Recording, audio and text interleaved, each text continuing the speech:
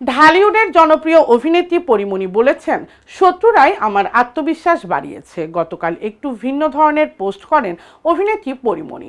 নিজের স্ট্যাটাসে পরীমণি লিখেন, শুনলে হয়তো অনেকে অবাক হবেন, চিরকাল শত্রুরা আমার আত্মবিশ্বাস বাড়িয়েছে।